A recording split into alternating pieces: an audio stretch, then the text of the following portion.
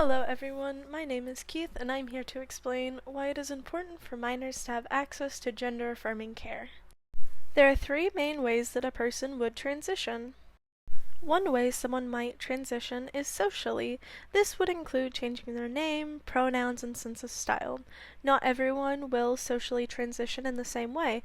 Some people might just want to change their pronouns and keep dressing the same, while others might want to completely change everything about themselves. The next type of transition is medical transition. This includes puberty blockers, usually only for those around 12 to 13, only when they're just beginning puberty, though it's very uncommon for those to be prescribed. There's hormones, which is for older teens and adults, and lastly, there are surgeries, which are accessible by adults and older teens in very extreme circumstances. Lastly, there is legally transitioning. This involves changing your name and gender on legal documents such as your license, your passport, and any other official government documents such as your social security card. Now you might be wondering, why would someone want to transition? One of the main reasons people get gender-affirming care is to reduce gender dysphoria.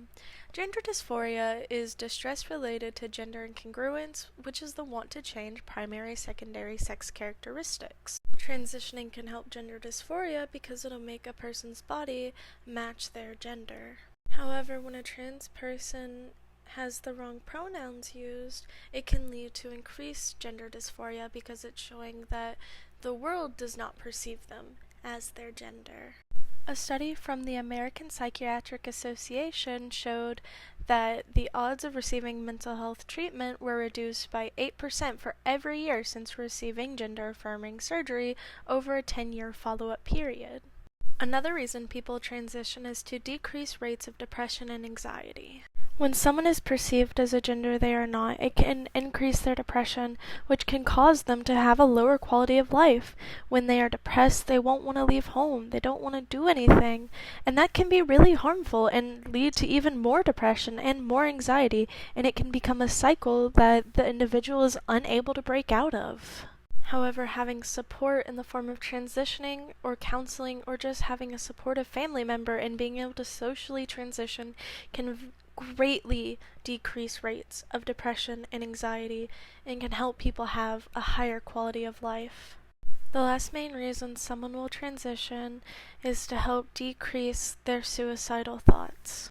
When trans people are in an unsupportive environment, they can often lean to suicide because they feel out of place and they feel like that they don't deserve to be the person that they want to be, which can lead to them killing themselves, and it's incredibly sad and unfortunate, but it happens. It's one of the main reasons why it's so important to be supportive of transgender people of any age. It's understandable to be depressed and suicidal when the world is telling you that there's only two genders and you can't be transgender and you're just looking for attention. There are so many parents who are transphobic and against anybody being trans, especially their own child. This can be extremely difficult, and oftentimes when parents are transphobic, that means the minor won't have access to gender-affirming care. There are, however, ways to help. You can help trans youth by voting against legislation that bans or restricts gender-affirming care. Another way you can support trans youth is just by telling them that you support them, by using the right pronouns, and just by being there. To conclude, it's important to be there for trans youth. It's important for them to be able to transition. It's important to support them throughout their journey.